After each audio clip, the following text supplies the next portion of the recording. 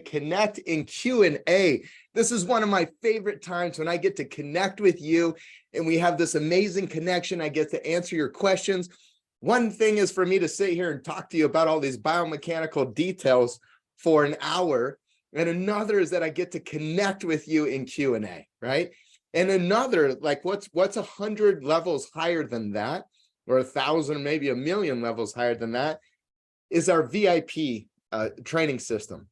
And I'm not going to get into any big sell thing. That's not what the Full Body Fix is about. Not going to happen right now. But some individuals are asking, hey, how can I meet with you? Do you have a training system where me and all of my amazing fitness doctor elite experts that literally optimize the physiology of individuals who are very dysfunctional sometimes and don't have even a lot of hope that they're going to have the best functionality at this point of life, all the way to individuals. We have a lot of individuals that used to be professional athletes, and now they're like, hey, I want to learn this better way to train and optimize my body and optimize my health. And I know exercise is the number one thing to be able to help me to do that, but there's so many details. If you have any interest and you want to connect with me, and you want to connect with me in a semi-private session, and I get to know about you a lot better, and I get to learn what it is that you want to achieve personally, because there's no right or wrong answer. Of course, we only take on those who we can guarantee are going to get the best results. But I want to learn. I want to learn what it is that you would love to have happen in your life. What is it that you want to achieve? What's important to you, and what's standing in the way? And if you schedule for a semi-private consultation, we'll talk about that for you. It's not a regular part of the Full Body Fix. And I only do this during the Full Body Fix. It's the only time I do consultations. So it's a semi-private, which means it's a small, intimate group. You can apply for that now, and you simply just go to the chat, click on the chat button, which is on the bottom of your Zoom toolbar. And when you click on that chat, you're going to see that Patricia has dropped a link that says, this is the link to schedule a semi-private session with Robbie. We have very limited spots available. So if you want to do that, I highly suggest you do that. And there's a short application process. We don't have everybody come to the semi-private who applies. But I would love for you to take a shot, take a chance, and schedule your, and it's free. It's free. Get to spend about 90 minutes with me, and it's free. Okay. So go ahead and schedule yourself in for that. Go to the bottom of the chat, click on the chat, and you can schedule yourself in for that if you'd like. And with that, let's turn to Q&A. This is one of my favorite sections here. So what do you do to participate in Q&A? You go to the bottom of the Zoom toolbar and you find reactions. It'll say reactions. It's a smiley face with a plus sign on the head. You click that button, box opens. Bottom of the box says raise hand, click raise hand, and your digital hand will raise. And that's how I know that, hey, Robbie, I want to talk to you. I got something positive to share with you, tell you about my experience here at the Full Body Fix, tell you what I'm learning about in my body, or you have a question or anything else that's positive, right? So that's the purpose that we're connecting for here. So let's get into it. And our first awesome hand raiser here is Susan. Welcome to you, Susan. Oh, thank you. Yes. Well, it's a lot at one point, a lot to take in a short time. But what I wanted to ask you about is that I fell and fractured my hip in early February and had to have surgery, not a hip replacement, just where they put a pin in. So before that, I was in really good shape because I'd been doing yoga for 50 years, 50, which is a long time. So even though I was 81, I was in really, really good shape. But since this fall, there's definitely a difference. Like with what we did this morning, I felt, a limitation in certain times, how high I could lift my leg and things like that because of my hip. So I was wondering if these things will ultimately help, or how long I'll need to heal. I think I heard it could even be a year till I'm fully healed from this hip surgery. but, you know, it's certainly better than it was, but I'm not like I was. So I guess that's my question. Okay. Sure. So you fell, you broke the hip. When was that? February 6th, and I had Okay. surgery the next day. Okay. So no hip replacement or anything like this, just fix the fracture. Okay. Yeah. Yeah. So Susan, and all full body fixers, I love to answer questions in a way that, Susan, you're going to get something out of it, but everybody will get something out of it. So here's my best attempt at that. So when we have any issue, could be neck, shoulder, back, hip, foot, doesn't matter, anywhere in the body, we develop kinesiophobia, which is like it's fear of movement. And there's a lot of complexities to it. I'll save you the complexity and I'll help you have the big takeaways. What happens is, if you get an injury, it's painful. There's issues. You have lack of function. And so when that happens, your nervous system senses that and it constricts the tissue, because less mobility, less chance of injury and usage of the area.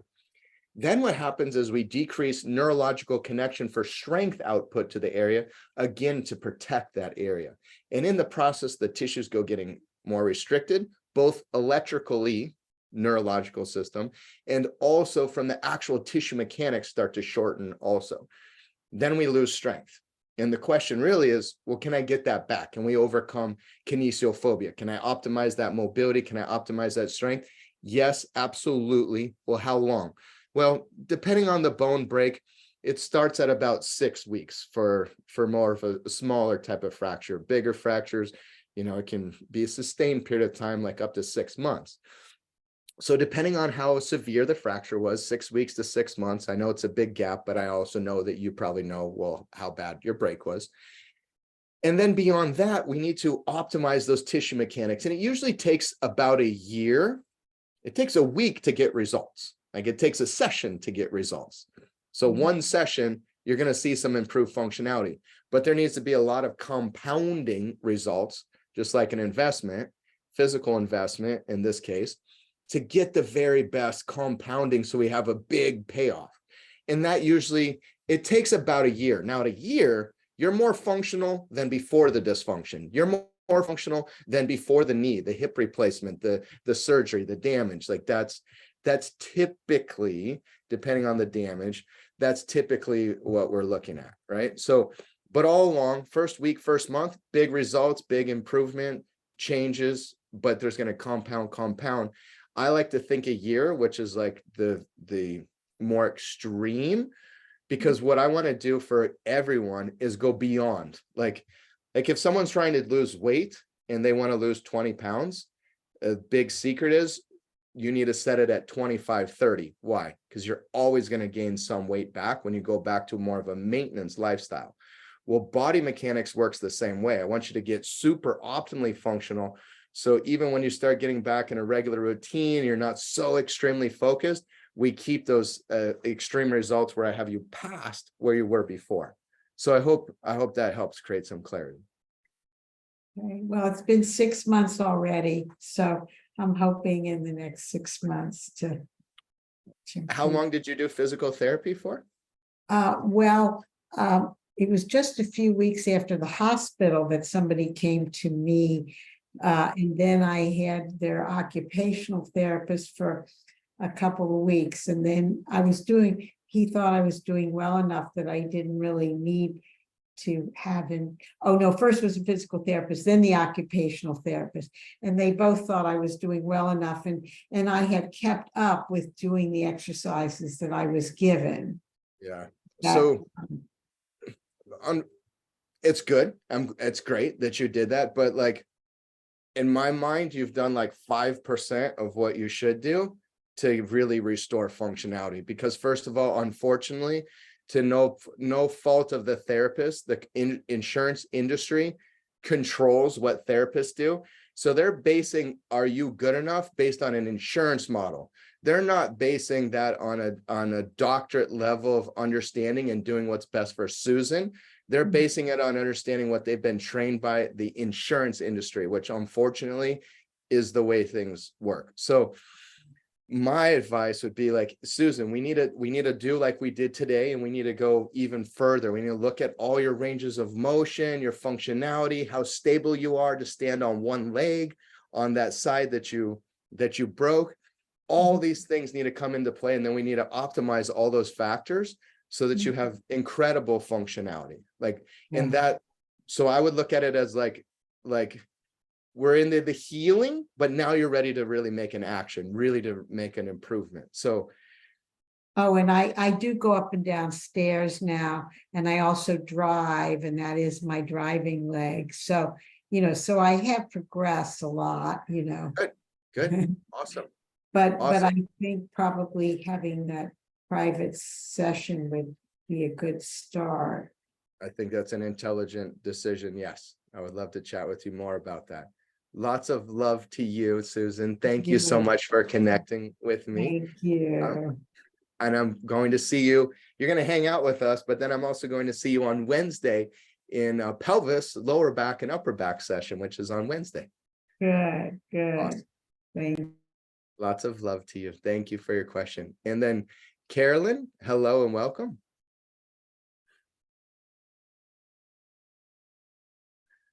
I don't see you, but that's okay. We got you on screen, gave you a link to unmute. So if you just take a look at your computer screen, you'll see that yep, there you go. You're unmuted. Okay. All right. I'm 81 years, really 81 next month, and I have degeneration in my lower back. So I exercise, but I can only do a certain amount of exercise, because if I bend like to my right at my waist, or if I do anything to my right and go to my left, it aggravates, I guess, the degeneration part, and gives me a little bit of pain down my part of my leg. But if I stay away from those exercises, it doesn't do that. My pain doesn't go down my leg, but I still might have a little bit of, not much, but I still have a little bit of pain sometimes. But I didn't know if there's much I can do that now that my lower back has degeneration. Okay, thank you. And I'm going to repeat your question for everyone, because I'm sure most had a little bit of a difficult time hearing you. So your question is, so first you've been told you have degeneration in your lower back and into Yes, your sir. pelvic area. And then Yes, when you shift from one side to the other, you feel some pain and discomfort. Is that correct? Yes. Okay, so Or it will cause it. I might not at that time, but after I have done a session of exercises, it it'll hurt. okay, so here's the big takeaway from everyone, and then the help for you is it's interesting because like when I developed our system, I actually did research. I did a clinical research on everything that I teach. So we had thousands of case subjects where we'd take through a biomechanical evaluation for 3 hours. And then we would match their biomechanical results with their MRI results. So, okay, I have spinal degeneration. I have this issue in my shoulder. I have this issue in my hip, whatever it might be. And we could trace the actual mechanics to what the degeneration. So know that the breakdown of the body that always has mechanical causative factors. And so our job with you is to remove those causative factors and make them the opposite, make them highly functional, so it's protective of the body while you become more fit. So for you, of course, I don't see you, your camera it's not on also. So, but here's the thing, I can pretty much I don't guarantee. know how to turn the camera on. I think you actually do. Sorry, you actually do have your camera on, but your camera is for some reason, which I'm not sure. I'm definitely not the tech guy, but I apologize for interrupting. it's okay. No problem, Carolyn. No problem. But it's not showing you. It's not showing you to me, so I'm not able to like analyze, give you further feedback. But I can basically guarantee you're having some misalignment between your pelvis and your lumbar. In other words, which Wednesday, by the way, definitely tune in for Wednesday. You're going to want to see this session because I get into great detail about this. But your pelvis is either likely excessively rotated backwards or forward or even to the side. And this with pressure causes over time friction and degeneration in the bone disc bone interface. So what we really need to work on is what we're going to do on Wednesday is learning how to keep the pelvis neutral and then supporting loads. In other words, a squat, a lunge, a walking, those are all loads, right? So learning how to hold alignment while you move and you position so that you're not excessively activating the misaligned portion in that lower back. That's basically what's happening. So I think Wednesday is going to help you a lot in terms of understanding the positioning of the pelvis, because like over 90% of low back issues has direct relationship with the pelvic alignment, like what position your actual pelvis is in. And I get into great detail on that in Wednesday. So your answer in terms of improving, and if you really get this right, I think you're going to find even in the first session, if you're able to maintain your pelvis neutral and then do that leg shifting, you're actually not going to have pain there anymore. It's one of those things that can be fixed right away when, in terms of the pain trigger, when we maintain that neutral pelvis. So, but I explained to you all that to you on Wednesday. That's great. I was supposed to take my cat to the vet Wednesday, and I said, no, I'm going to change that because I want to hear every one of these. So I'm glad, because that's the one I need. Yes, ma'am. So yes, I ma'am. take her next Wednesday. Yeah, the cat's going to have to wait for mama to get fixed here. Right, exactly. Thank you so much. I just appreciate what you're doing to help people. Thank you. You're so welcome, Carolyn. It's my pleasure, my life's work. So thank you. Thank you for noticing, as Eeyore says. Lots of love. And Beth, hello, welcome to you. Hi, Robbie. Thanks. How are you? I'm awesome. Good. And yourself? Yeah, I'm good. Thanks. Good. I talked to you last week about my left knee and the knee pain that was keeping me up at night and arthritis. And you had looked at my leg stepping forward and said my left knee has knee valgus. So I've kind of been keeping a log of what I've been doing, and I haven't really figured out a pattern yet for what helps at night. But when I just did the test that you did, the internal hip rotation on my left is definitely deficient. My right is fine, but the left one is definitely deficient. And it's interesting because the last couple of years when I do mountain climb or something like that, I can feel my right hip like click, if almost like when I bring my knee up, like it clicks out of place. So I knew that there was like a disconnect between both sides. So working on that, doing the stretching or the mobility for the, if I'm just deficient on the one side, do I do mobility just on the one side, or do you always do it on both sides? So your first objective is to create symmetry. So, and here's a big takeaway from everyone. And I'll start with it as a question. So if you have, let's just use hip flexion. So this is knee straight, leg comes up, you're laying on your back, knee is straight, and you bring your leg up. Ideally, you should have around 90 degrees. And by the way, when I give you those degrees, it doesn't mean you have to be like right at 90 or right at 35. There is a spectrum of which is good. So if one leg comes to 70 and the other one comes to 90, versus a person who has both at 70, the person who has both at 70, they're actually in better mechanics than the person who's 70 and 90, even though one is optimal, right?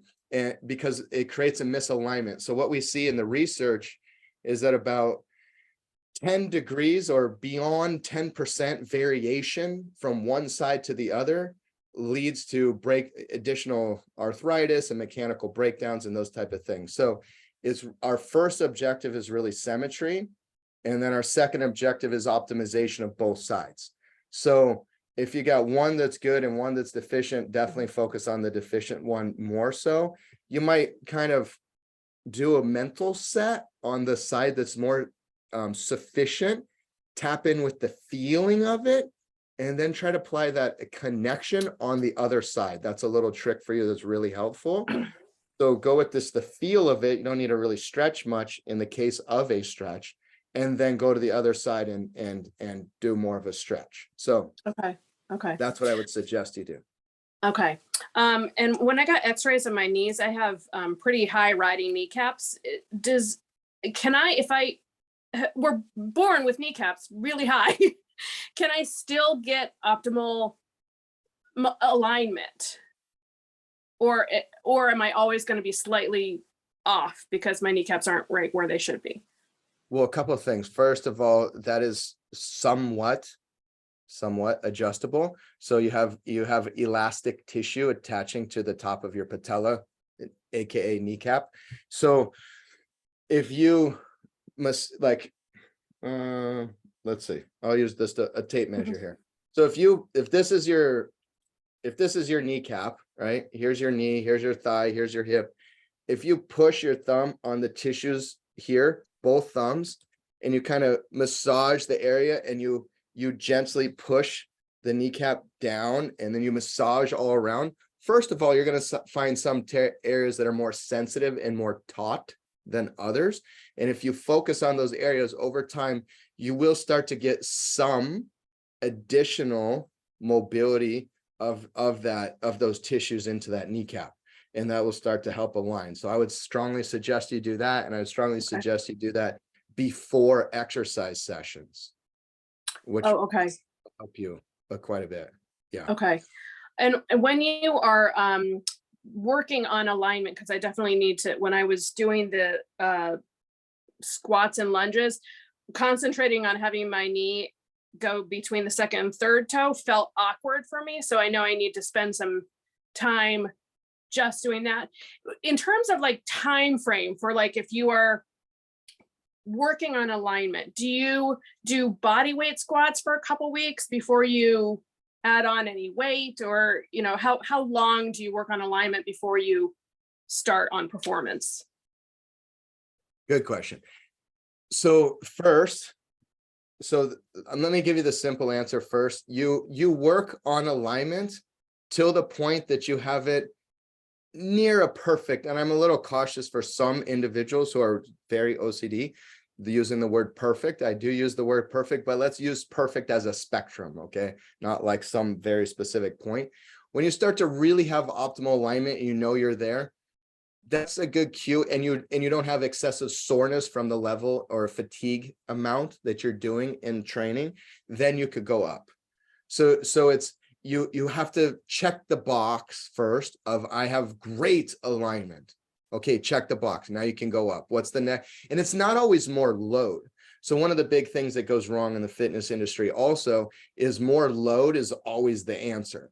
And so you do need more stimulus, but stimulus, when you really understand mechanics, can come in various forms and adds to much better function than if we only add load. Sometimes, like in our training systems, yeah, we add more load when the VIP is ready to add more load, but usually we're adding more what we call mechanical complexity, and we're thinking about the body in terms of functionality and not about the exercise. Let me give you an example. So if you start getting good at doing double leg squat, I'm going to take you and have you start focusing more on single leg stability and exercises that require better stability on one leg at a time. Because us humans do the high majority of our activities, if you start thinking about it, it's rarely two legs perfectly at the same time. It's usually one leg or transferring to another or turning. And so we want to restore those optimal functionality mechanics before we start adding more load into something like a squat. So I would encourage more mechanical complexity, and then more load also in an exercise like a squat, but that would be the better training setup, and you'd become much more functional and stable, and your body's going to agree with it. Basically, it's going to save your joints and make you much stronger. So then when you go back to increasing load on a double leg squat, now you're so much more stable all around the core and the pelvis and the hip muscles, and you're going to get a better result from the double leg squat with more load. That's how it works. And I know it's complex. It is complex, and that's why we have the full body fix. That's why we have a VIP training system, because I make it simple and like, okay, here's what you do. So, but that's the pathway. That's the path. Okay. Yeah, that makes sense. Can I just ask one more quick question on your thoughts on cortisone shots? So cortisone can be extremely effective for a short period of time. Sometimes it doesn't help much at all. I would say in the high majority of times I see cortisone shots be very effective for a short period of time. But think about this. So one of the reasons why exercise is so drastically effective for improving your health across the board is because it's degenerative. It's degenerative. Exercise is first degenerative. It breaks down your body. It causes stress to your body. It causes oxidation with the metabolic function that requires to do exercise. It does all that first. And so with the degeneration, this is the stimulus factor that your body, it develops its own antioxidants. It makes your tissues stronger. It gives you better energy and grows more what we call mitochondria, which is the part of the cell that gives energy to the cell. So it does all these things regeneratively after we first do degeneration. I'm going to get how cortisone ties into this in a moment. So that is really important. And the primary system in your body that's coordinating all this is actually your immune system. And so one of the things exercise does, because it's degenerative also, is actually trains your immune system to become much healthier, much stronger. You get sick less, unless you're an athlete, and you push these things to an extreme, in which case they get sick more often. Why? Because they have excessive amount of degenerative stimulus. So we need to be really careful with how we create balances, especially beyond the age of 50, with degeneration and regeneration. So you should have, like, even on the regeneration side, you can do massage, you can do a hot shower followed by a cold shower. This helps regenerate the body. Nutrition, sleep, all these things are very regenerative. If that's all you do, you're going to get really weak, really fatigued very easily because you don't train your body for degeneration. Okay, so now that you kind of have a good picture of degeneration, regeneration, here's what cortisone does. Cortisone prevents quite a bit the degenerative stimulus. Yeah, you can have some regeneration, but you don't really have much regeneration without. So it's removing the inflammation. It's changing the body's natural process of tissue breakdown to tissue regeneration, which is why the tissue comes back and starts forming like scar tissue, fibrotic tissue. So your tissue start turning more to tissue paper if you do too much cortisone too often, or you try to rely only on cortisone. It changes the degeneration, regeneration cycles of the cell to the point that you lose tissue functionality. Like Patricia had a shot like this from a doctor one time, and eventually it came back, but she had like a hole in her glute where the injection was given for a sustained period of time, because it changes that degeneration regenerative cycle. So if you do cortisone just a couple of times and you're really optimizing your mechanics to kind of get you out of this icky area, that's a good strategy. Live your life without pain or without excessive pain. I like that. But this is the problem with cortisone, as it changes that regen cycle. Right. Yeah, 5 years to be exact. It Yeah. was a huge hole in kind of purple-ish color. It was not fun. Doesn't sound fun. It looked pretty ridiculous. And because it was so dented, right in my butt, I would be touching that constantly because it was a crater. It was Wow. wild. Yeah. Yeah, and all It because didn't help that much. yeah, all because you changed the degeneration regeneration like cycle. That's the problem with cortisone shots. So a limited amount, it's good, but too much, like, like all my pro athletes that I've worked with in the past, when they're 50, they all have like tissue paper, connective tissue around their joints, because to get them through their sport, they just load them up with repeated cortisone shots. Yeah. Right. Thank you so much. I really appreciate your knowledge and sharing it. I appreciate that. You're so welcome, Beth. And I'll see you in the next session, and stick around with us in Q&A. Wonderful connecting with you. And Karen, hello, and welcome to you. Hi, Robbie. Another great session, just amazing. Thank you so much. And I have two questions. I'm hypermobile, so the range of motion is still applicable for people who are hypermobile that you give? That's a great question. So just because 35 degrees is optimal, and actually 30 is also, by the way, an internal rotation of the hip, for example, like 30 to 35 is excellent. It's awesome. As we start drifting to 25, it's like start to be an issue for some people sometimes. By the time we get to 20, this is where I'd start seeing like an MRI, stuff starts showing up where we have degeneration because of that lack of mobility. And the further you go, the more it's an issue. But on the other side, which Karen just asked, well, what if you're 45 and it's optimal starts at 35? Well, when you have too much mobility, then you lose stability, right? If something's, for simple terms, if something's loosey-goosey, right, and it doesn't have stability, then you run into stability issues. And what's really interesting is sometimes an individual can have hypermobility, so they have a lot of mobility, but they feel stiff. Why? Because the nervous system goes, hey, we're unstable, so we're going to constrict. Because the restriction of tissues is not just the mechanical characteristics of, like, you know, if we're talking about my shoulder, it's not this, it's this connection. It's the connection of the nervous system with the tissue and the feedback loops. And if it feels unstable, it's going to go tight, which is why when you get injured, a body part always gets stiff, because it's trying to protect the area. So the same thing will happen with being hypermobile.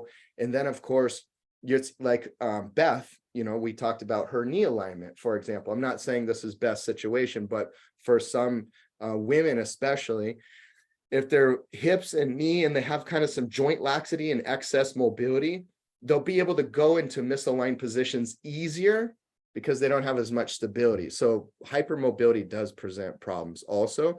And what's the solution? What's the answer?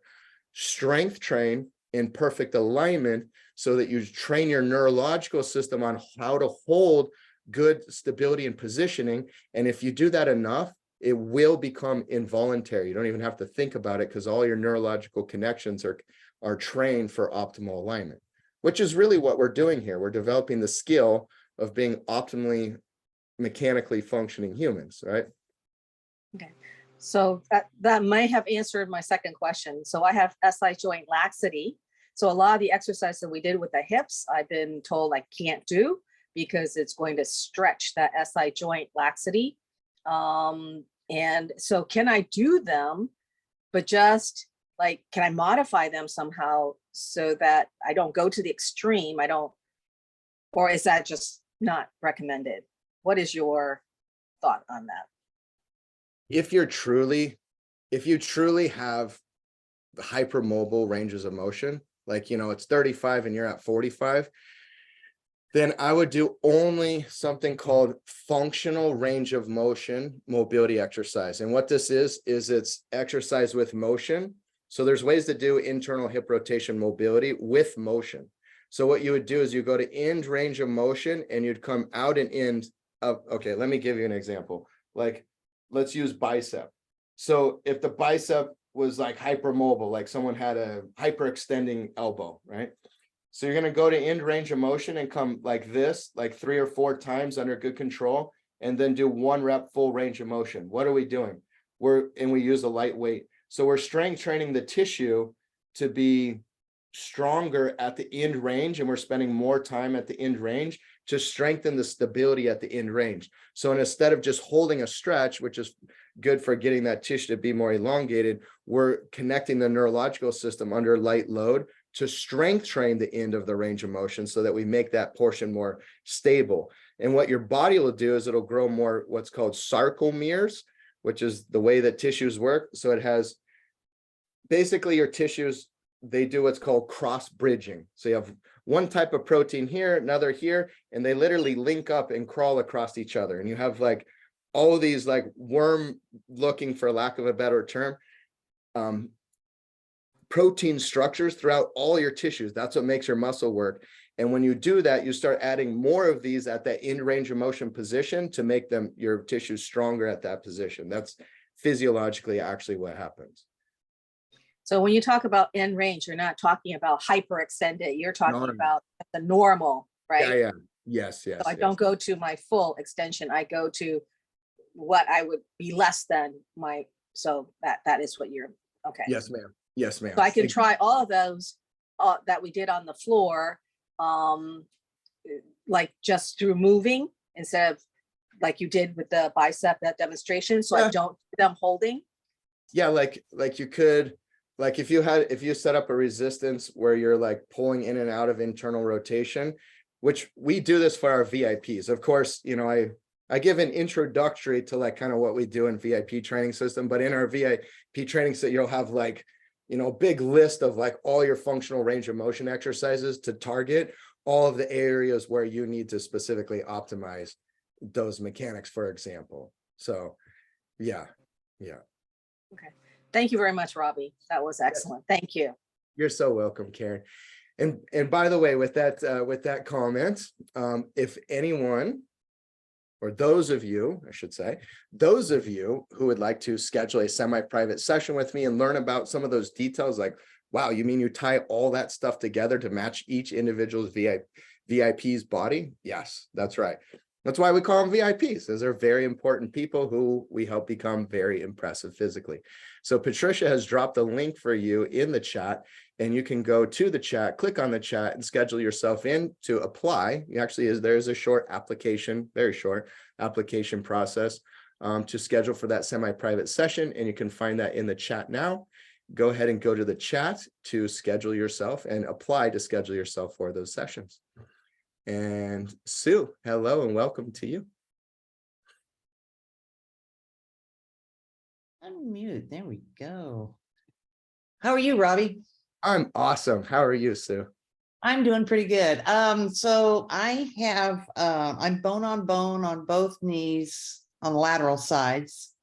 And we'll talk about the steroids later. But when I was trying to do the lunges and squat, well, especially the lunges, even the baby lunges, they were just clicking left and right. So I know there's a lot of stability issues. So my question is, do I just do little baby lunges without clicking? Or do I need to strengthen first before I can do that? Two things. One, yes, good idea. Body weight, decrease ranges of motion, stay in your comfortable range. Always stay in your comfortable range, because the reality is, there's all of the full body fixers here. We got some things to learn to figure out like what is alignment to begin with. So you're going to start making results. Even if you do a lunge with this much range of motion, you're going to get significant results. If you stay there, you're going to get results to the point of being there. So then we have to increase, and then you get more results. Okay. So yes, decrease range of motion, perfect alignment, stay in your comfortable range. The second thing that you should do is, let's say you're going to do a squat. Okay. And we actually do this in our training system also. So you bring a strong, heavy band, and Patricia can drop the link in the chat for these bands. And you bring a strong, heavy band behind your back and underneath your armpits. Kind of looks like, you know, how the kids have one of those things they sit in, they call them a Johnny jumper. They kind of, you know, they put them between the doorways. This was pretty common when I was younger. You basically create that for you. So you put the band behind and underneath your armpits, and you can hold on to the band, and the band is attached to the top of the door. So there's like a dowel. You close the door with the dowel, you hook the band. Now you're securely supported. You make sure it's safe, number one. Then it's secure, it's not going to come out. Then what you do, you can do your squats, and what's going to happen is you're going to decrease your load. So now you're going to get full range of motion, but with decreased load and still body weight. You're not in a machine where it's creating dysfunctional mechanics, because machines in gyms, for example, is really good to target one tissue, but they do stabilization for you. And then you lose stabilization and you get your prime mover muscle stronger. So now you're actually creating artificially developed, so to speak, artificially developed body mechanics, which is why machines create dysfunction in people who use a lot of machine strength training. It's not the way your body's designed to work.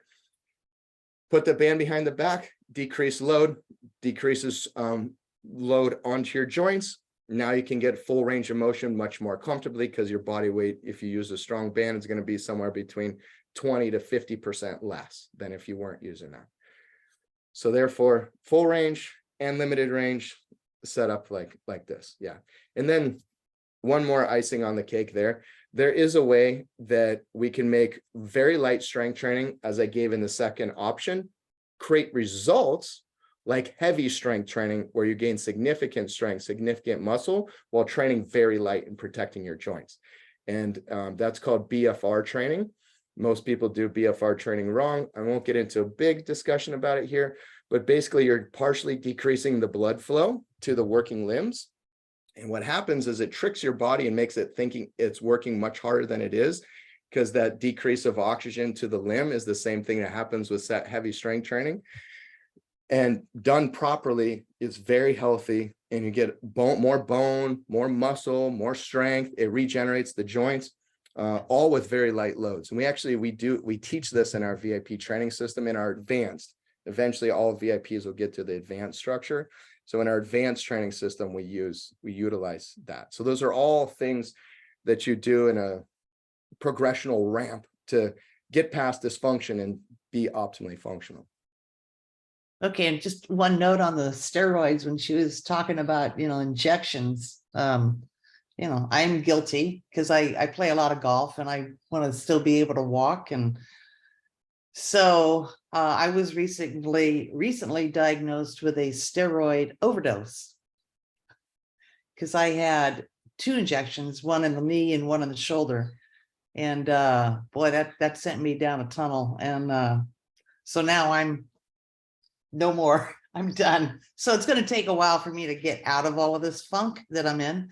But I'm trying to work on things slowly now. So hopefully when the steroids are out of my system and my body can stabilize once again, I'll be good to go. So thank you for everything you're doing. It's fascinating. Looking forward to more. Me too. And just helpful advice. The exercise will help you get there, because you're training. Every time you exercise, you're doing some degenerative stimulus, and it starts building back that feedback loop. So comfortable. Within 3 days, you should recover from exercise. There's another huge tip for everyone. So our research shows us that you should recover from exercise within 72, max 96 hours. Basically, pretty much almost all individuals over the age of 50 taking longer than 3 and max 4 days, guaranteed negative results from exercise. Some negative results. Of course, you're always going to get positive results from moving your body, but they're negative results. We see excess inflammation, tissue breakdown, and negative results happening if it takes you longer than 3 or 4 days. So you got to keep your exercise comfortable. You got to keep it mechanically optimized. But if you stay moving and keep progressing, you're going to really retrain those regen loops that steroids messed up for you. Great. Thank you, Robbie. Lots of love to you, Sue. Rosie, hello. Welcome to you.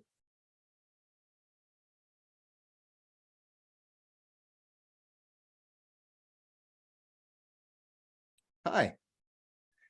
We're sending you there we go. You're unmuted. Okay, you're doing such a wonderful job. I'm spreading the word around. And I wanted to ask you a question from the first session, but I didn't know how to raise my hand. So now I know. So it's about my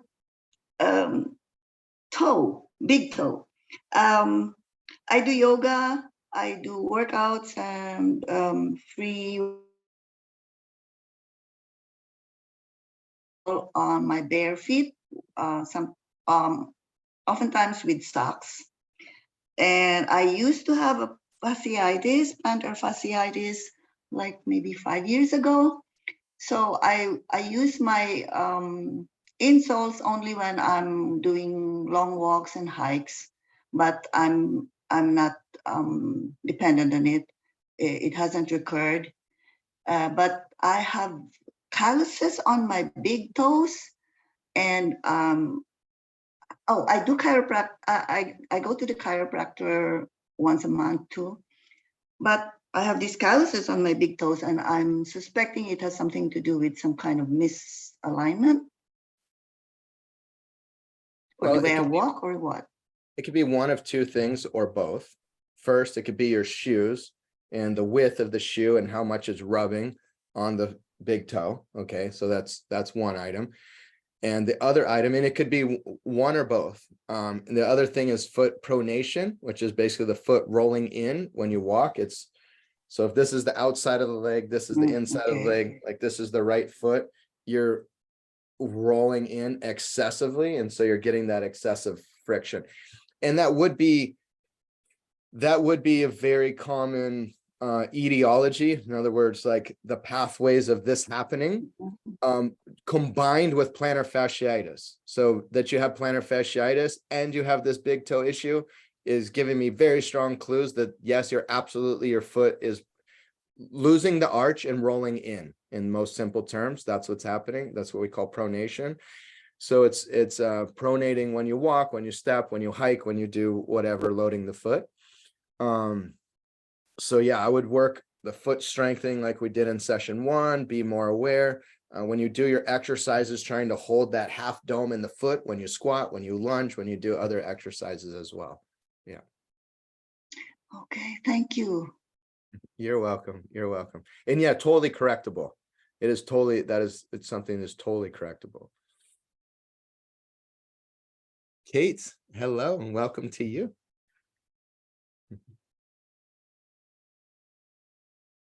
Mute myself. Oh, lower that. Oh, like looking at myself. Thank you. Everybody said so nice of you. You're so patient and so helpful. And Appreciate you're beautiful, Kate. I like looking at you. So you might not looking at yourself, but I enjoy looking at you. Yeah, I'm definitely not fishing for compliments, but anyway, I have a couple of questions. One is kind of a logical question. I'm in pretty good shape, but I'm wondering if the PIP thing, it's an hour and a half, and I do have other couple of small body questions, but I have a very old dog who needs some help sometimes, and I have to run off and help him. Would that be a problem? Oh, you mean during the 90 minutes? Yeah. No, it's in a semi-private setting. So, while Alex and Susan are sharing something with me in the semi-private setting, you do have a moment that you could be with. There's certain parts of it you'd want to be totally attentive, but there's about half of it. I don't want to encourage this because I like everyone to stay engaged, but yes, it's totally possible. You don't have 90 minutes of needing to be on the spot necessarily. Okay, just because he's blind and deaf, and he kind of gets stuck places. So I don't want to be. I'd like to be fully engaged, but I don't want to. So okay. Also, I have these very small things. I already do this kind of. I have a Baker's cyst, a mini. And so, I looked up exercises to do to fix it. And it has kind of maybe a much easier squat thing where you kind of lean against a wall and, you bend down like a squat and then you go back up. Is the squat that Steve was doing before, is that even better? Would that help or? I'm sorry, I didn't understand the full question. Okay, I looked up exercise. They have a Baker's cyst. Yeah, got it. On my knee, clearly on my knee. Yeah. And the exercise has one leaning against a wall and going down to a squat. Okay. Kind of like what Steve was doing, except without the wall. Right. Would the one he was doing be better? I basically do the one, the wall one while I'm brushing my teeth. Economizing. And you So- hold position and you do it isometrically, which means you hold the position. or you go up and down? Yeah, you go down into squat, count to 10, and I do it for 10 rounds. Yeah. Yeah. This is not necessarily bad, but there's a lot of, you wouldn't want to just stay with that. You wouldn't want to just stay with that because there's a lot of core back stability, functionality, mobility in your lower legs and the backside of the lower leg. See, when if the feet are here, lower legs here, knees, hips, we don't really bend our ankle when we do a squat against the wall. So there's not much dorsiflexion, and you want to have dorsiflexion. You want to have the hips come back. You want to have the lower back be able to support the squat. There's a lot of mechanics that happen in a squat that you lose the stimulus of when you're leaning against the wall. Not that leaning against the wall doing a squat is bad, because there's some things that get developed, but it's not the most functional. So I would encourage you to do it because you're already doing it and you're getting health and fitness benefits from it. So don't stop doing it, but don't stop there, is what I would tell you. Yeah. Okay. So one is not necessarily bad. Yeah, because the exercises help. It kind of goes in and out, and when it, I don't do the exercises when it's not bothering me. But also maybe you can tell me. I don't know why it's happening. All of a sudden, I started getting this kind of tingling, pins and needles kind of things. Everything that happens to my body seems to be on the right side. It's the weird side. And so I was hoping the exercises for my knee would help with that, but and it might be, but do you know what that's from? Kind of pins and needles. Oh yeah, pins and needles. Where are you feeling pins and needles? On my leg. Okay. Same side as the cyst. Okay. Yeah, that's partly related to, it can be related to a couple of things. One is blood flow. So if you're having lack of blood flow to a limb, that is one thing that will create that pins and needles. And you just shared with me that your exercise is more in a isometric, like the squat you're doing. I don't know all the exercise you're doing, but the squat you did is isometric. There's not a lot of, there's blood flow to it for sure, 100%. But it's not as much as if you're doing like an aerobic activity and moving your feet and knees in more of a cyclical motion, for example. So it's important that you're doing some kind of aerobic activity and using the large muscles to help the heart pump the blood. That's one thing that's really important that we do. It's not the only thing, but one thing we all should be doing is using the large muscles to go to some level of our personal fatigue for a sustained period of time. That helps venous return, it helps blood flow, it helps the heart. It's very good for your cardiorespiratory, cardiopulmonary system. So that's one. Other thing is the myelin sheath, which is basically your nerves are like this. It's like electric cord. So, if I were to get a knife and cut off this from my microphone wire, right? I'm going to get to the actual nerve fiber underneath. That's the same way your nerves are structured. But on the outside, this rubberized type of coating is protecting the wires. Well, this rubberized coating on the outside of the wire, this is in your body is called myelin. And when this myelin sheath, when the sheath on the outside of your nerves gets tight and gets kind of bound up, when you go to do motions, it gets excessively pulled and it puts pressure in the nerves, and that can cause tingling sensations as well. So there's stretching alone is helpful, because not only you're stretching soft tissues and muscles and tendons and ligament, you're stretching your myelin sheath also. But there's some very specific ways we stretch myelin sheath and in different positions. I don't get much detail in that in the full body fix, but in our VIP training system, we do myelin stretching. We do neurological stretching as well. So that's the other thing that could be causing it. So look at your blood flow, do blood flow exercise, and make sure that you're having good mobility throughout different ranges of motion, so your myelin doesn't get restricted. Yeah, I do. Everything you did today, I did pretty easily. And the other one that I do for my knee the one you did last week with the, kind of pushing your hands against the wall and stretching your leg out behind. So I do that, and I walk and take a fast walk in the morning. I get a little running, I do a little backwards walking and Perfect. so Perfect. yeah, So you're ready for the next level. yes, I Yes. hope so. Good, good. Yeah. And you're coming to Yeah. a semi-private session? Yes, I think I'd like to do that. Yeah. Awesome. Yeah. Awesome. I'm pretty healthy and I'd like to, if I'm gonna get older, I wanna do it right. with grace. Do it Yes. with grace. Yes, ma'am. Yeah. I'm with you. Let's All make it right. happen. Yes. Thank you. Thank you for your Thank you, connection. Bobby. Have a nice rest of your day. Lots of love to you. In the link for scheduling the semi-private session is in the chat. So if you go to the chat, you click the chat button, you're going to find the most recent link there. Says this is the link to schedule a semi-private session with Robbie. So go ahead and find that link. It's the most recent link here in the chat. Patricia, if you would repost that. And next up, I'm going to bring Susan up with me. Hello and welcome to you, Susan. Let me give you a little link to unmute. It'll show up on your computer there. I'll give you Great.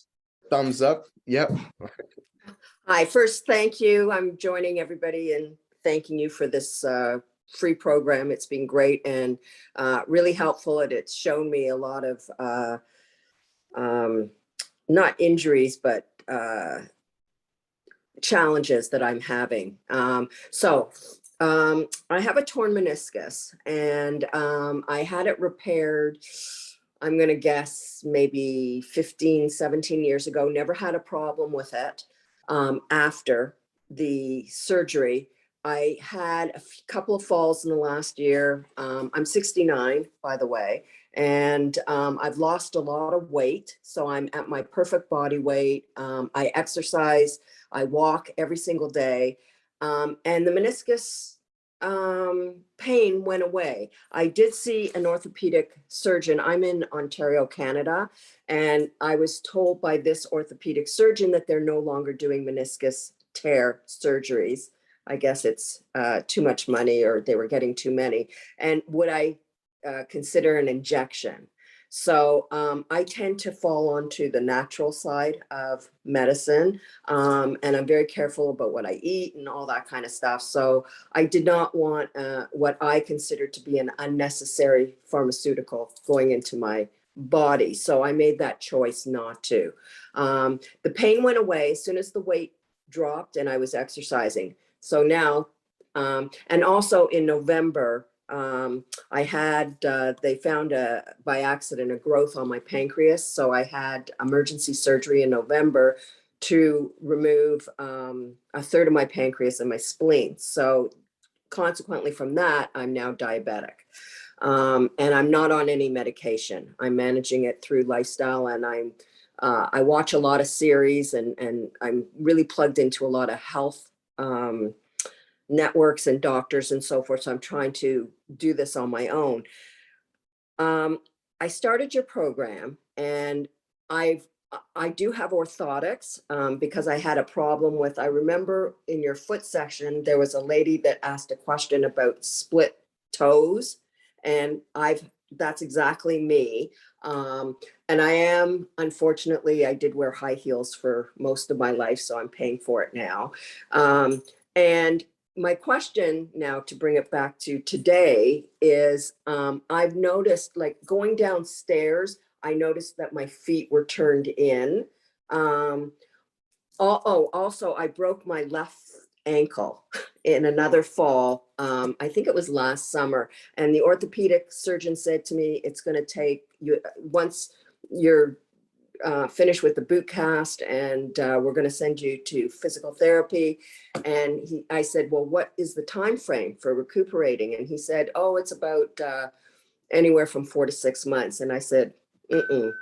So in 2 months, I was They couldn't believe it. I was walking and jumping and doing everything. So I recuperate quickly. The same happened when I had my pancreas and spleen removed. I was sent home after 3 days. I was up walking that afternoon, assisted the next day on my own. And they were all like, "Oh, wow, miracle." And I said, "No, I just take care of myself."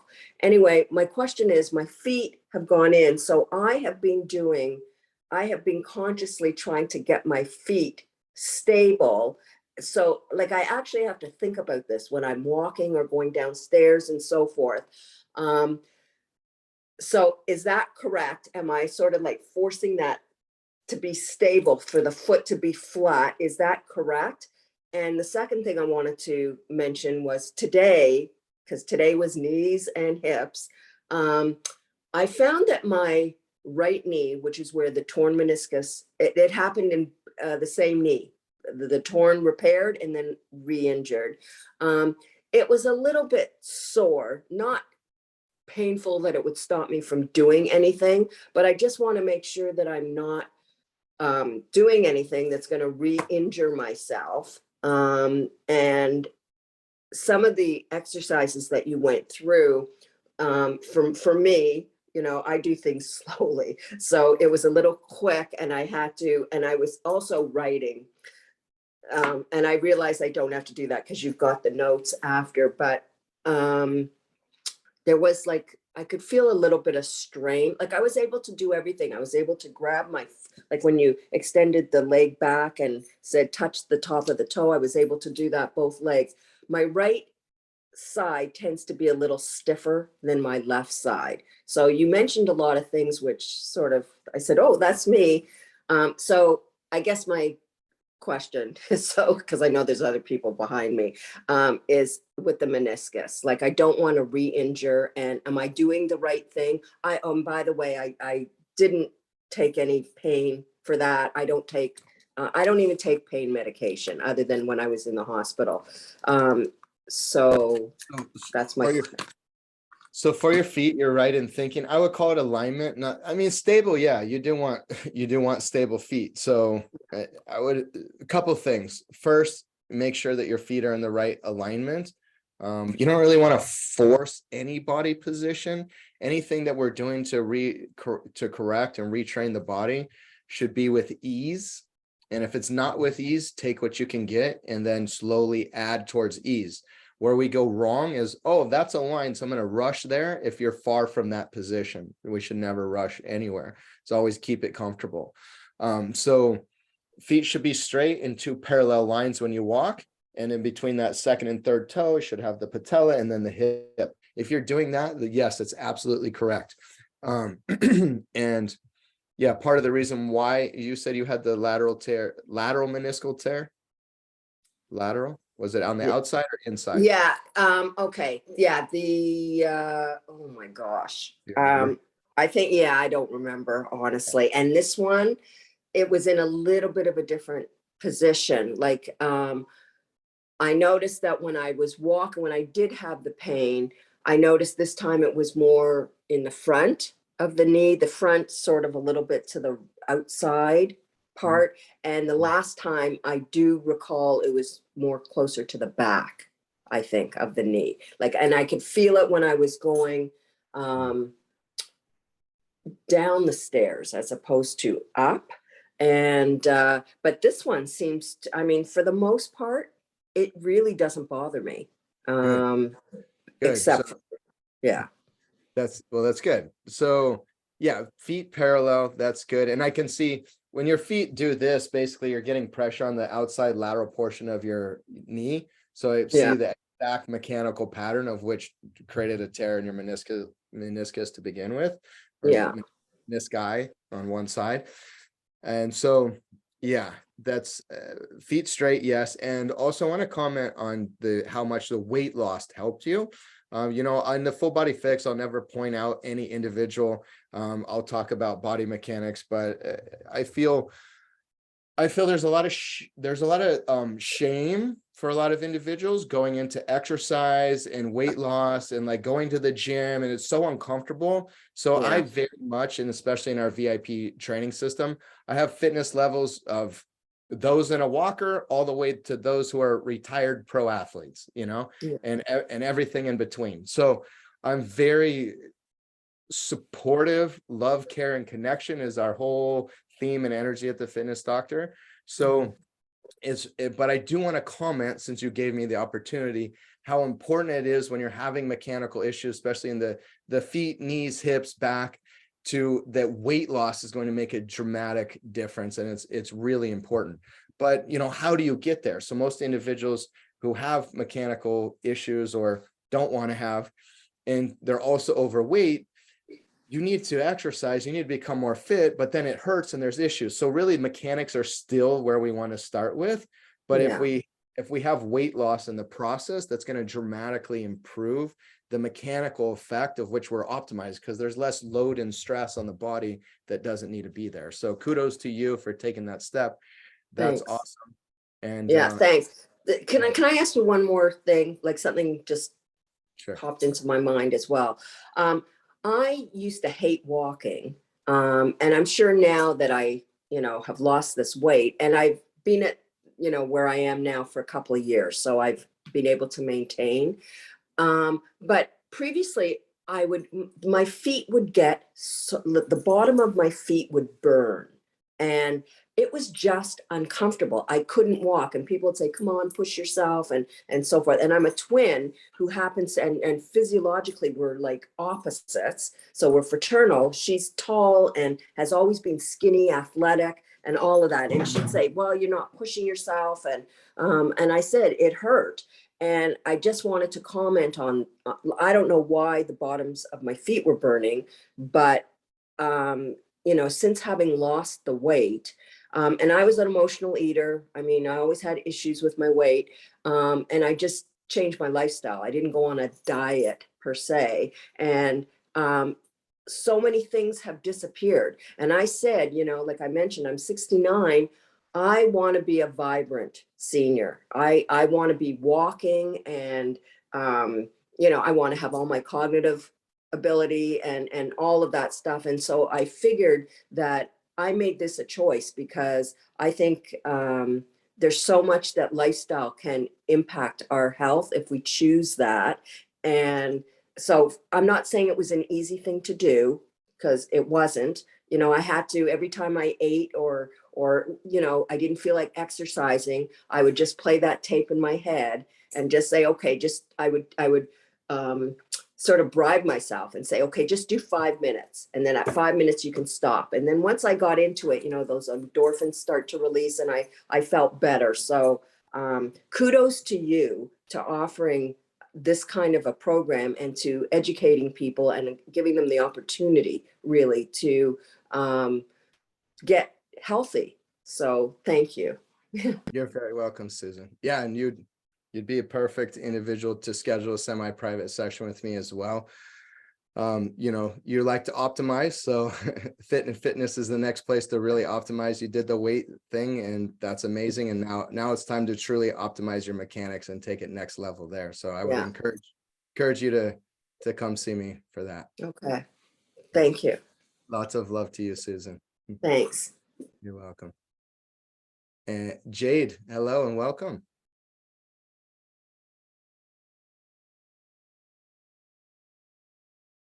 We're giving you a link there. There we go. You're unmuted. Okay, great. I have two questions. The first one is, does a great deal of misalignment in the body cause inflammation?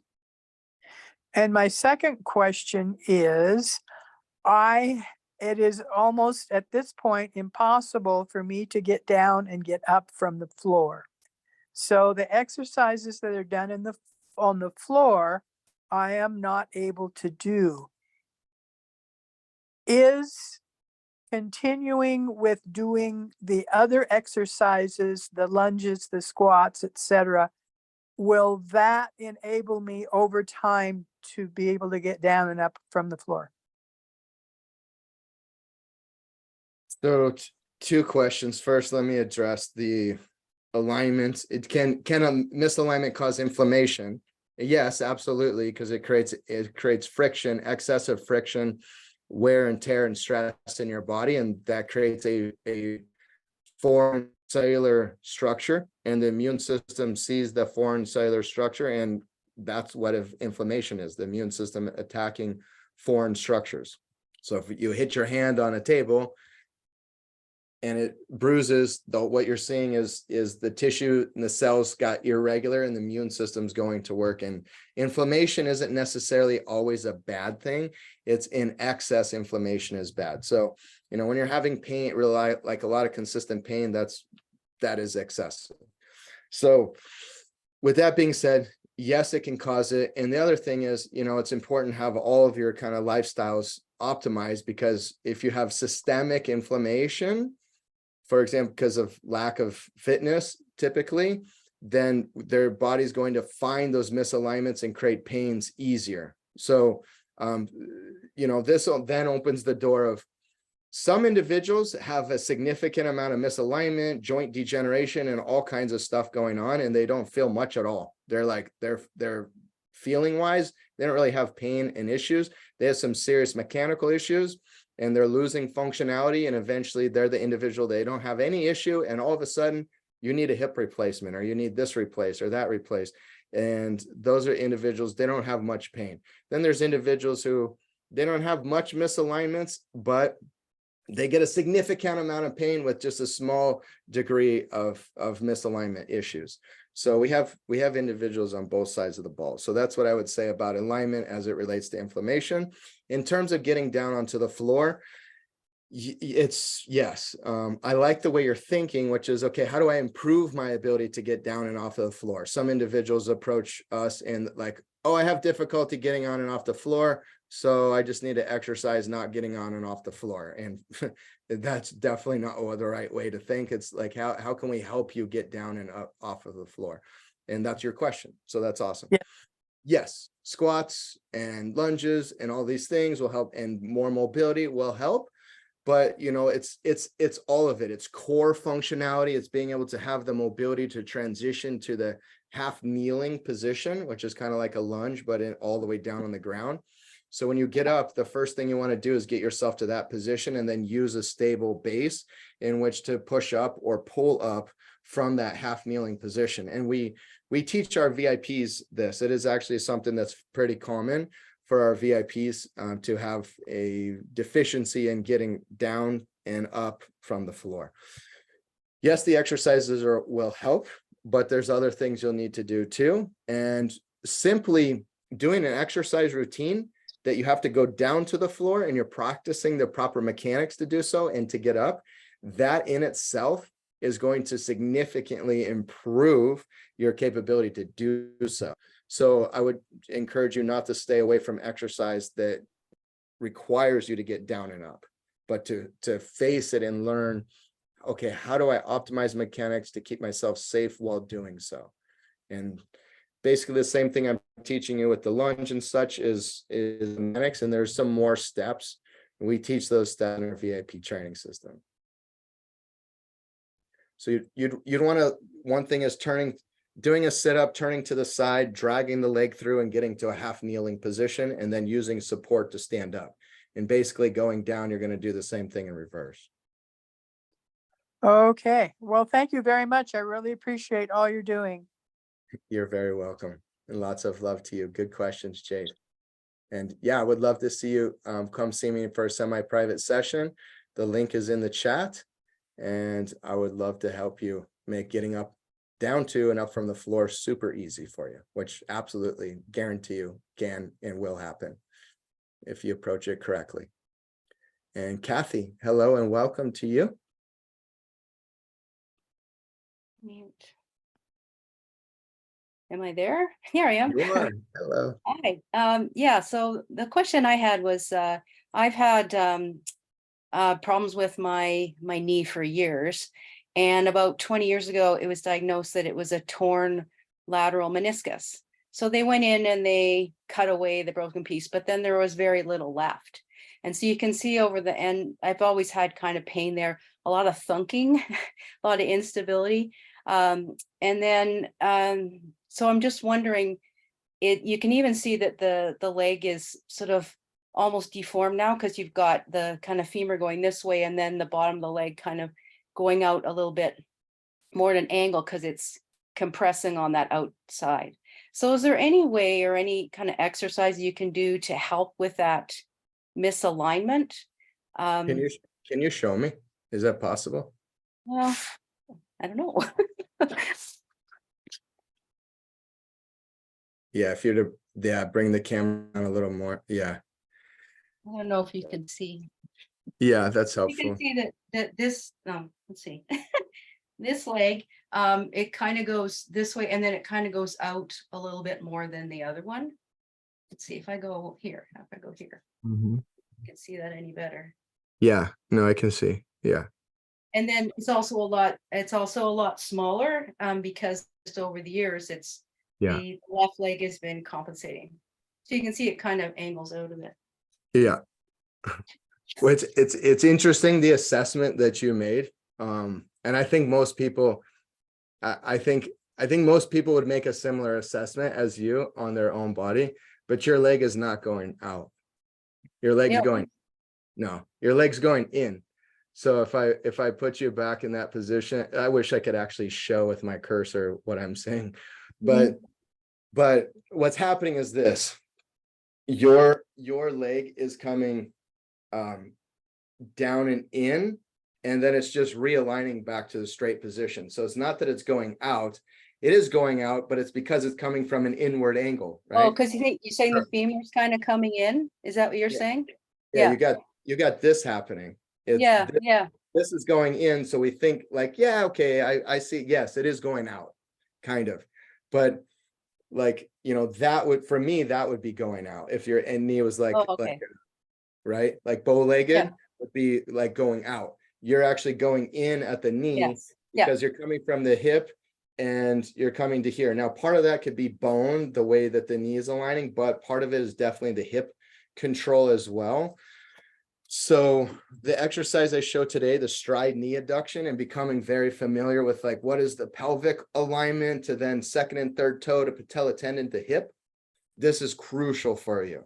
This is really important. So when you walk, when you walk, your knee bends, and when your knee is bent at least a little bit, it's going to be easier for you to maintain alignment. Because when the knee is fully extended, you're going to be like mostly just bone. Like, how does the bone align? For the most part, not fully, but mostly like, how does the bone align? So I strongly encourage you to focus on the stride knee adduction exercise we did today, which will help align the hip, knee, foot. And this is very common, what you have, by the way.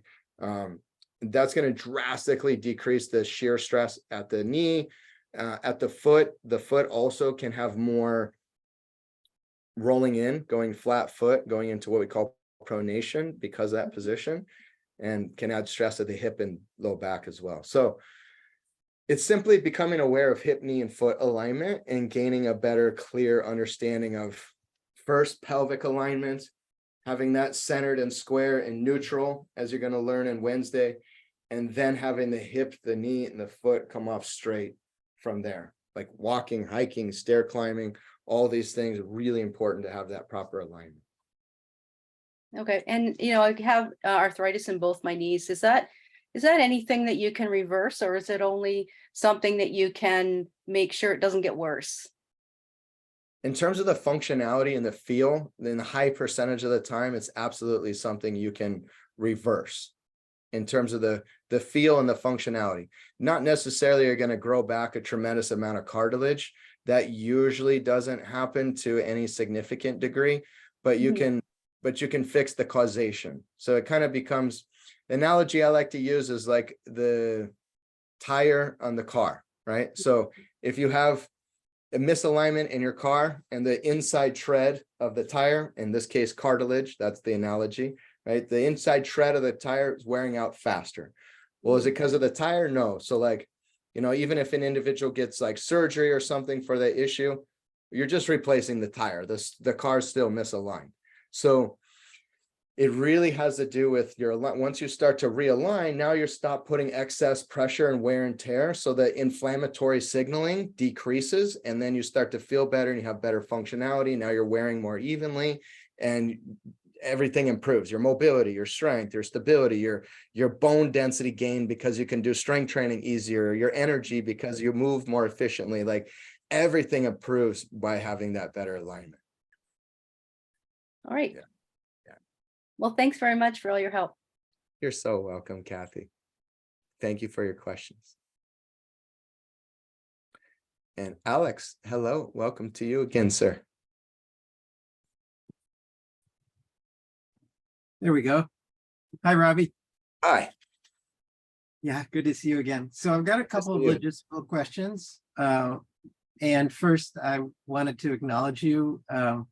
You mentioned about love, care, and connection, and I so appreciate where you're coming from. And the second thing that I'm recognizing is just how much you have applied your capacities, your intellectual capacity, your like to learn all the stuff that you've learned to help me and all of us. So thank you so much for you. Yeah, so I don't have any personal questions, other than just a couple of logistical questions. One is, I was tied up on something. I just missed the first few minutes of today, and I'm wondering if there's a replay or another session today at all. Yes, we'll be live with the same exact session at 2 p.m. Pacific. So at 2 2 p.m. p.m. Pacific. Pacific. Yep. Cool. Well, I hope that I can make that. Okay, so let me just make a note of that. And it's the same link? Yes, all sessions, same link. We use the same Okay, link cool. for all sessions. Yeah. Okay, and then the other thing is I haven't received, so I did the first session and this is the second one, of course.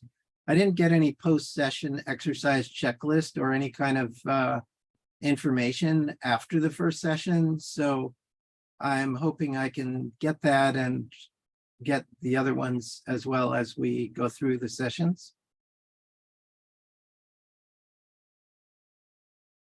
Patricia, if you can share with us. Yes, absolutely. Okay, so we are sending the replay and the checklist in the same email immediately after the last airing of the session, which is about 4 p.m. Pacific. So the subject for the past session is replay link session 1. If you did not receive, maybe in your spam folder. This is I one got option. your other emails. Well, that's very weird then. Can you send me an email in the chat so I can resend to you? I just sent you a chat message about the replay. I don't know if you saw that or not. How do you want me to send my Your email in the chat? Yeah. Just type your email and I will resend right now. Okay. Did you get my other chat message? You sent to me? Yeah. I just sent you my email now, direct message. Did you get it? Yes, now I received. Yes. Now I Oh, have great. it from you. Actually, can you send these to 2 email addresses? Sure. Just type it to me and I will send.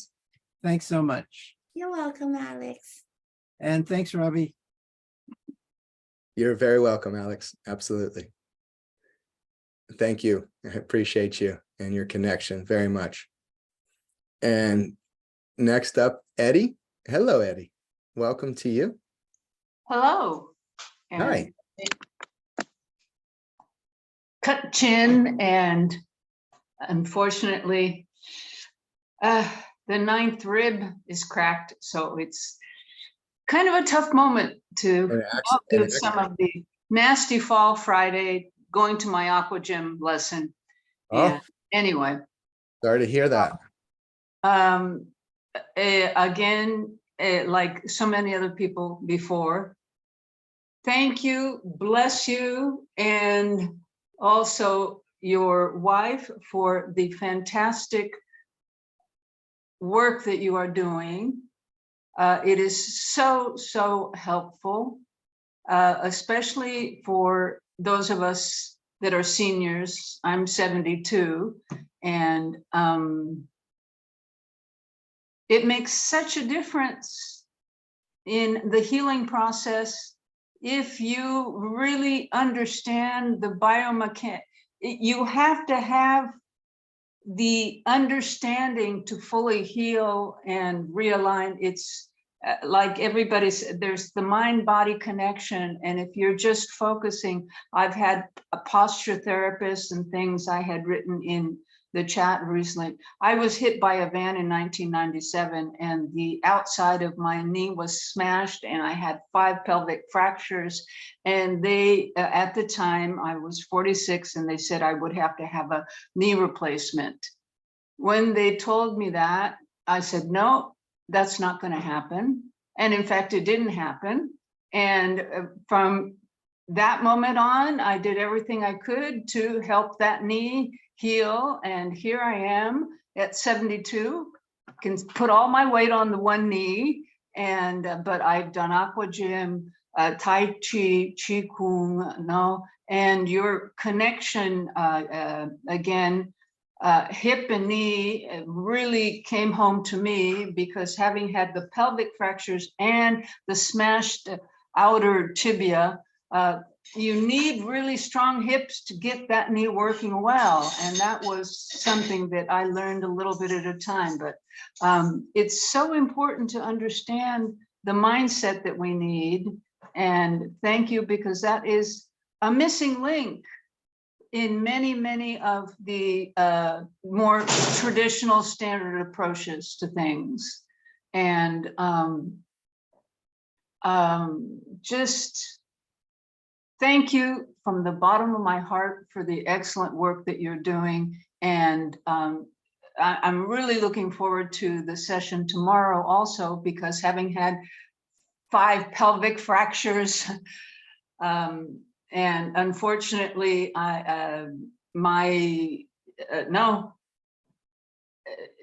pelvis just kind of leans to the right.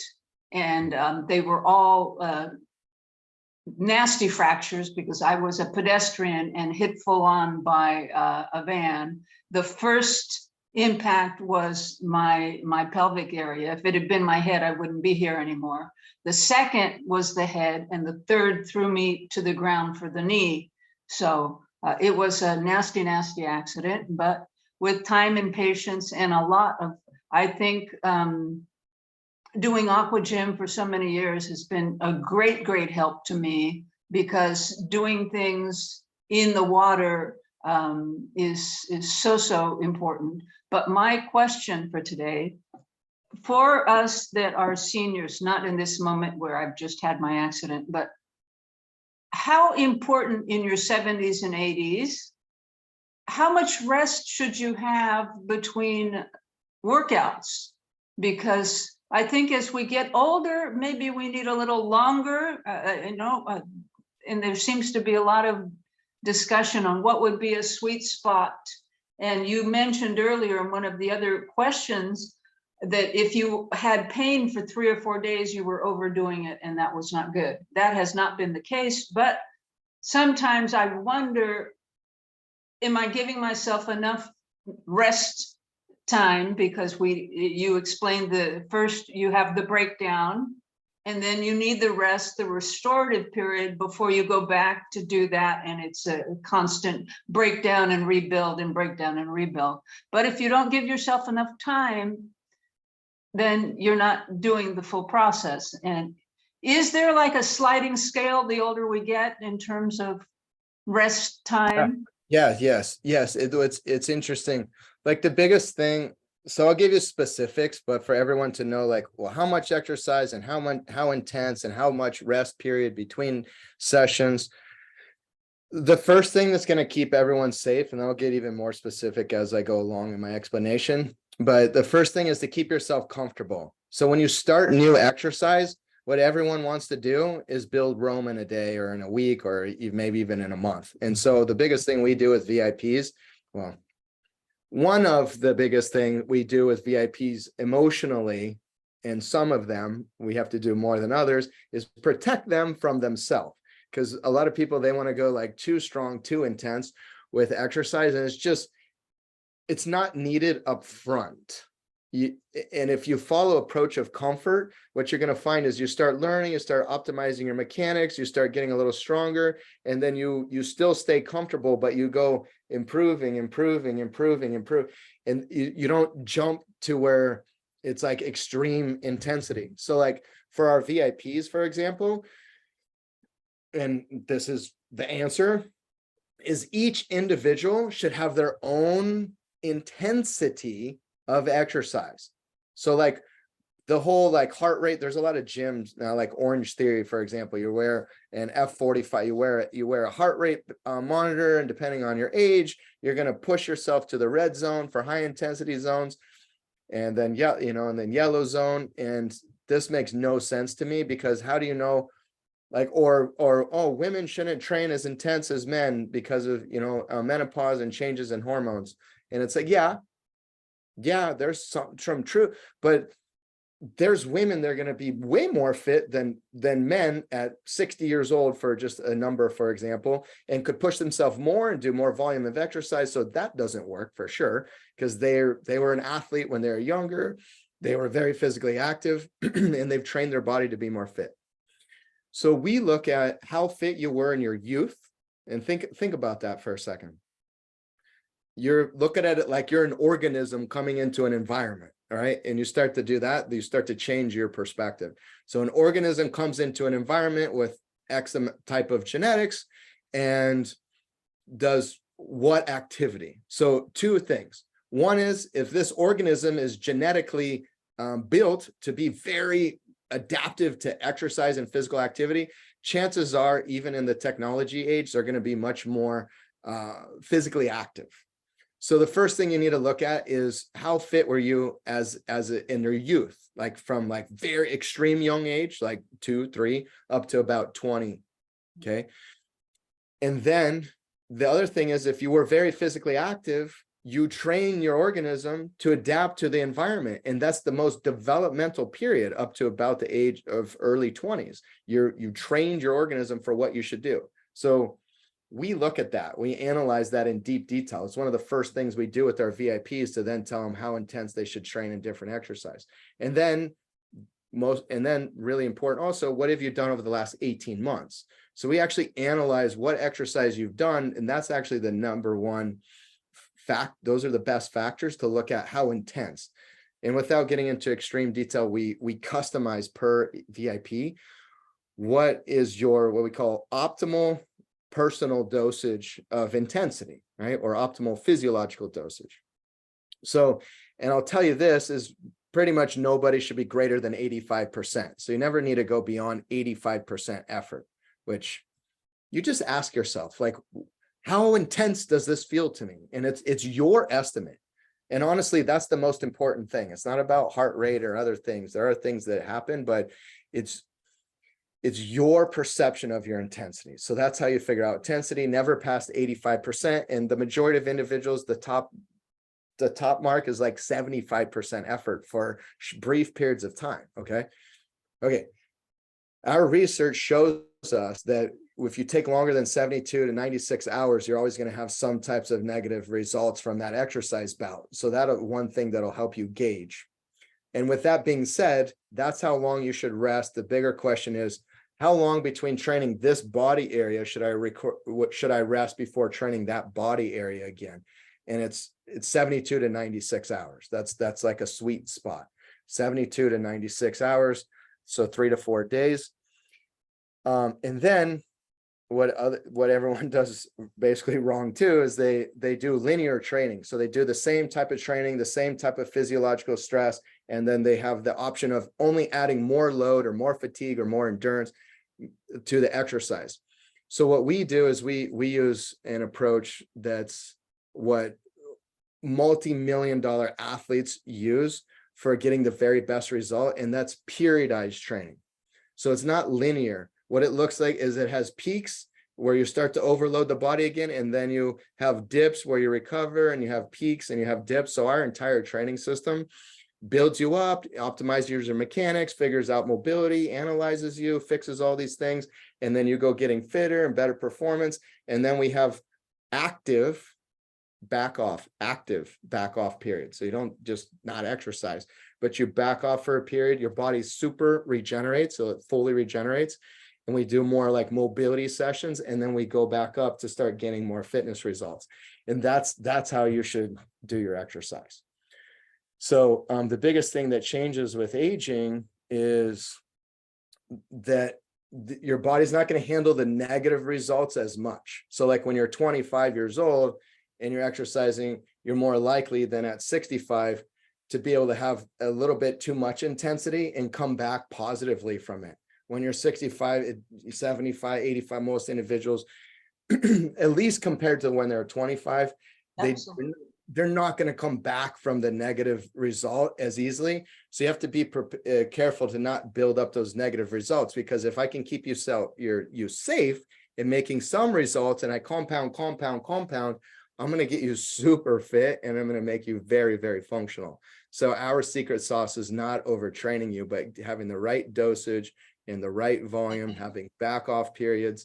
And that's how variety, strength, flexibility, mobility, and not the same. Well, like I said, water has always been a big help, because I was really destroyed, and that was a tremendous. But I also do Tai Chi, I do Qigong, I walk, I try to do different things, different days to give the body different stimulus, as you say. Well, now you need some real strength training, but biomechanically optimized strength training. It's not just, I don't mean lift heavy weights. I mean, develop the stability, the functional stability and mobility of your body with safe loads that are comfortable, and build them up with mechanical focused optimization over time. That's one of the ladies before, who was 69, so not much younger than me, for me, the functionality is I'm not looking, I don't have a weight issue. I now weigh probably what I did when I was 15. So I don't have a weight issue, and I'm not worried about that. Thank goodness, for the hips and knees and the flat feet. But functionality, as you're looking at your mid 70s, 80s, you want to be functional, both cognitively and physically and spiritually. So that's putting it all together. Exactly. It's not just doing the physical workout, it's having the whole, and the mind body being aware and the huge thing about doing biomechanically optimized training. So think about it. Let's just use 3 exercises. So I want everybody to pay attention to this. This is going to make a lot of sense. So let's say we go to the gym together, right? And this is actually a perfect example, because this is what we do. But you go to the gym and you do a row exercise, like a row machine, and then you do a press, and then you do some kind of pull down. Okay. So you get on the machine and you understand, okay, I'm going to pull the bar down. Okay, I'm going to pull the bar towards me. Okay, I'm going to push the bar away, right? We train at home. So like our VIP training system is 100% based at home. It's the most efficient thing you can do. Going to the gym is a waste of time, because it's not about the gym. It's about your body mechanics, right? Yeah. It's a waste of additional time that's not needed. Now, here's the comparison. You exercise at home, and I teach you in simple terms. I'm going to go a little bit fast because there's a lot of complexity. You're understanding to keep your knees bent at a certain point, and you understand to keep your feet flat, and you've learned how to keep your feet arched. You've learned how to have your pelvis in a neutral position and your spine aligned and your upper back extended properly, and the positioning of your scapula down and back and where your head should be. And then you understand the control of the motion and the movement. You're connecting and you're feeling it, all of those things. So your body in this scenario is lighting up like a Christmas tree. Your neurological system has all this signaling and all these connections. So all those lights going off and all that thinking about body mechanics is turning on neurons and activating fibers additionally than if you train to just think about the exercise. So now you become more neurologically functional, more metabolically functional, and it's not just about your fitness and mechanics. You actually will grow new nerve tissue, new neurons. You're actually going to grow more neuronal health. It actually is anti-dementia. So the way we teach exercise, not just about fitness, is actually preventing cognitive decline as well.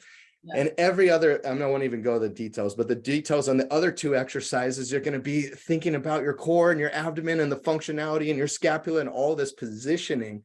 And so that, and you're in, like in our sessions, you're thinking about what I'm teaching you, and you're having to coordinate and do that and adjust and change in your setup in your room. And all of those things make you a more functional human that's able to follow a process and coordinate those things into your body. So like part of our secret sauce is doing all of that, because it upgrades your cognitive function and your physical function both. It's not just Yeah, one. it's putting all the pieces of the puzzle together. Yeah. You yeah. get the best outcome. I'm fully convinced. So Yes, ma'am. again, many blessings to you for the excellent work you're doing. Thank you so much. Many blessings to you. And I look forward to the pelvic lesson tomorrow. Really looking forward to that. Yeah, Thank you Wednesday. ever so much. Wednesday. Yes, ma'am. On Wednesday. Day after tomorrow. Yeah, on Yes. Wednesday. Okay. Thank Lots of love to you. And Sue, hello. Robbie, this needs Oh. to be our last question because Okay. you do have a meeting coming up soon. Okay, thank you. So our last question of the Q&A here. Welcome to you, Sue. Hello. Hello, can you hear me? I can, yes. Okay, good. Thank you so much. I really appreciate you and all you're doing. Just to be brief, so I do have not hypermobility, but a lot of flexibility.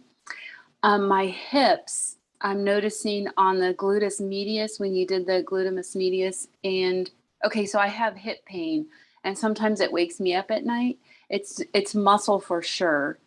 And I used to think it was the IT band or the TLF, but it's when we did the one stretch, it might be more gluteus medius on the side. So do you have any ideas? Yeah. So what you shared with me, and my understanding is you could be hypermobile. I don't think it's hypermobile, but I do have more. When we did the internal rotation, I probably had about 40 degrees. When we did the external rotation, I had less. I'm not sure that it went all the way to 35 degrees. Okay. But I do have flexibility. Like I could easily, I can touch my foot to my butt when I did the flexibility one. So just to make sure we're speaking the right terms, okay? So when you rotate your lower leg out, Yeah. when your Yes. lower leg from your knee to foot is going out, this is Internal. Yeah. Yeah. So you think you're around 40. Okay. And when we Yeah. go lower leg in, the femur is rotating out, and then this is external. So you think you're somewhere around 30, 35-ish, Mhm. correct? Mm-hmm. Yes. Okay. So what's happening for you is it's fairly deficient. Like, I don't know, we didn't measure it, but I'm going to go with fairly deficient, right? And what happens is if you don't have as much external rotation, then your hip and your knee is going to want to fall more into internal rotation, or a knee valgus, or a knee falling in position. And that's going to cause extra stress on your gluteus medius. So that's going to cause extra stress because of if you have lack of mobility going one way, you're going to fall into the other direction easier. And so your body's always being pulled into that. So I would encourage you, like, if you just increase your external rotation on each side, like 5 to 8 degrees, 8 degrees can safely happen over a couple months, and 4 or 5 degrees can happen easily over a month. And actually, you can increase your range of motion in one session. So if you stretch external rotation before you exercise, it's going to mobilize those tissues and give you better range of motion when you're strength training. So that's one thing. And then what I would suggest you do is, after you strength train lower body or before you go to bed, you should get a lacrosse ball, and you massage. Here, I'll see if I can show you. So you massage your glutes. So you lean against the wall and you relax the leg. You can do this lying also, but it's better to start standing because the lying position is much more pressure. So I suggest you don't start there. Lean against the wall. So like right now, right leg, right hip, relax the right hip, left leg will support the weight. And you just take the ball and you roll. You very slowly, you're basically leaning against the wall, and the ball, and you roll Yeah. back and forth lateral motions, and you're mobilizing all of these tissues and your glute medius. You can also go a little bit up and down, small little motion, like the ball is moving like this fast.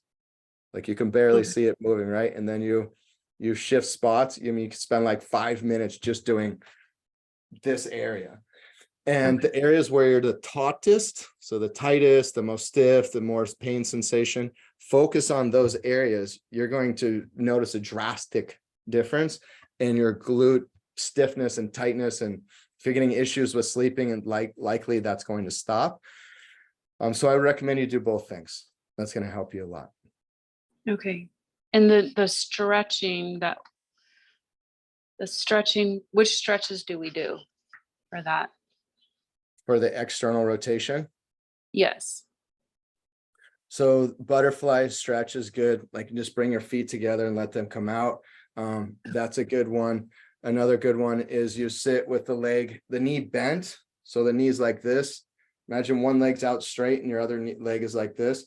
And you turn and rotate towards the bent knee side, and it's laying on its lateral portion of the thigh. And you just lean towards that direction. And then another one is good. You lay on your back and you open your legs like this, pretty wide, and stretch and let your feet turn out. Just lay on your back. You can come in every like 10 seconds, then come back out. You can help kind of support your legs gently with your arms. Those are all really good stretches for your external rotation. Okay. Thank you so much, Riley. I really appreciate it. You're very welcome. Lots of love to you.